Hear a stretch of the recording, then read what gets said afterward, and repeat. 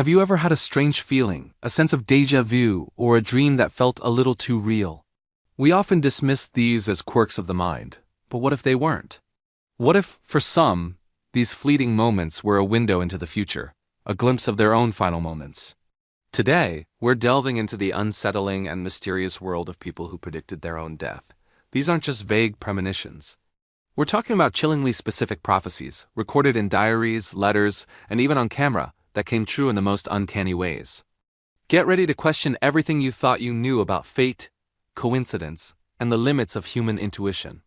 Our first story takes us to the glamorous world of Hollywood and the tragic fate of actor James Dean. In September 1955, Dean had just acquired his dream car, a silver Porsche 550 Spider, which he affectionately nicknamed Little Bastard. He was incredibly proud of it.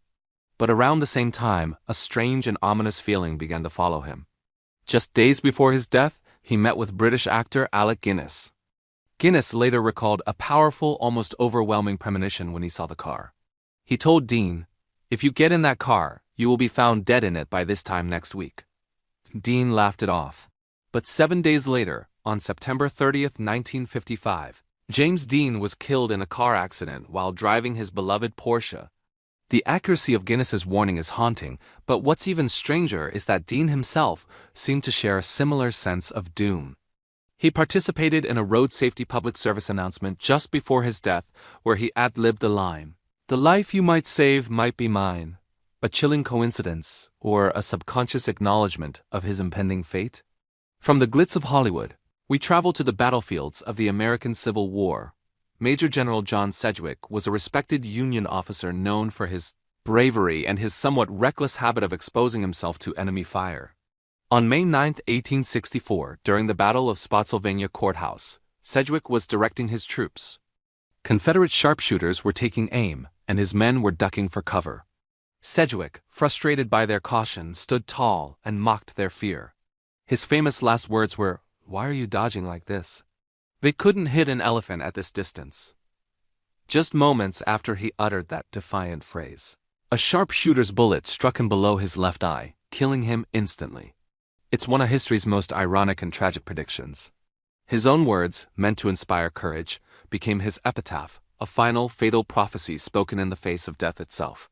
Was it just a terrible twist of fate, or did some part of him know the risk he was taking in that exact moment? Now let's turn to the world of music, where the lines between art and prophecy can become incredibly blurred. The legendary rock and roll pioneer Buddy Holly was one of the brightest stars of the 1950s.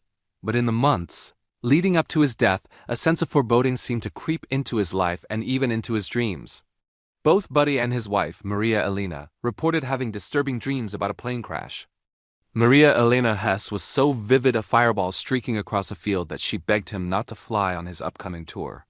Buddy too had a similar dream of him and his brother dying in a plane. Despite these unsettling premonitions, the demands of the Winter Dance Party tour were relentless. On February 3, 1959, known as the day the music died, Buddy Holly, along with Richie Valens and J.P. the Big Bopper Richardson, boarded a small plane to escape a freezing tour bus. The plane crashed shortly after takeoff, killing everyone on board. The dream had become a horrifying reality. This case makes you wonder, are our dreams just random brain activity, or can they sometimes be a warning from our subconscious? Let's explore another musician whose lyrics seem to foreshadow his own untimely end, Jimi Hendrix. A guitar virtuoso and a cultural icon, Hendrix often wrote songs that explored themes of life, death, and transcendence. In his song, The Ballad of Jimi, recorded just months before he died, he sang, "Many things he would try, for he knew soon he'd die." The song continues with the line, "Now Jim is gone, he's not alone. His memory still lives on. 5 years, this he said. He's not gone, he's just dead." While the 5-year prediction wasn't exact, the sentiment was eerily prophetic. Hendrix died in September 1970 at the age of 27. Friends and collaborators have often said that Jimi frequently talked about not living past 30. It seems he was acutely aware of his own mortality, channeling this awareness into his art. Was he simply a young artist grappling with fame and its pressures, or was he tapping into a deeper knowledge about his own short, brilliant time on Earth? This phenomenon isn't limited to the famous. Consider the incredible case of William Thomas Stead, a prominent British journalist and spiritualist in the early 20th century. Stead was a man ahead of his time, but he was also deeply fascinated by the paranormal. In 1886, he wrote a fictional story titled How the Mail Steamer Went Down in Mid-Atlantic by a Survivor.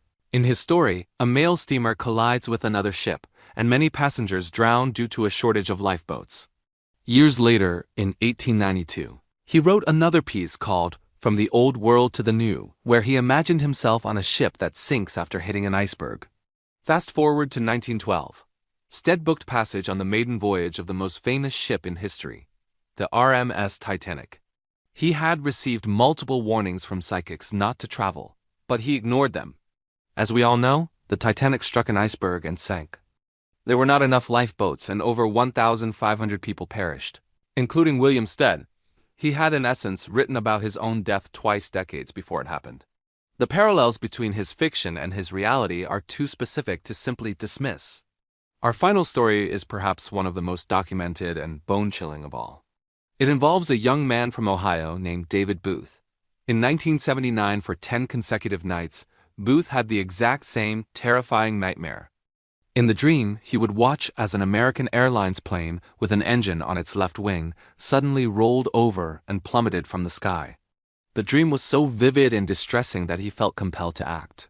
He called the Federal Aviation Administration, the FAA, and American Airlines, trying to warn them about what he had seen. Most dismissed him as a crank. But on May 25, 1979, just after Booth's calls, American Airlines Flight 191 was taking off from Chicago's O'Hare Airport.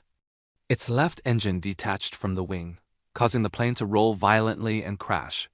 All 271 people on board and 2 on the ground were killed. It remains the deadliest single aircraft accident in U.S. history. The details of the crash perfectly matched David Booth's recurring nightmare. This case is particularly powerful because of his attempts to prevent the tragedy. It wasn't a vague feeling or a line in a song.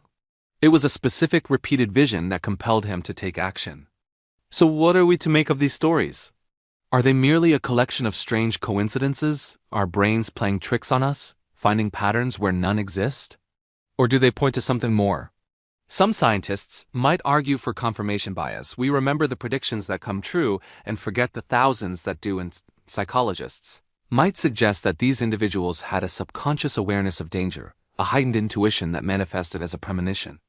And then there are those who believe in fate, destiny, or even the ability of the human mind to momentarily transcend time. The stories of James Dean, John Sedgwick, Buddy Holly, Jimi Hendrix, William Stead, and David Booth challenge our understanding of reality.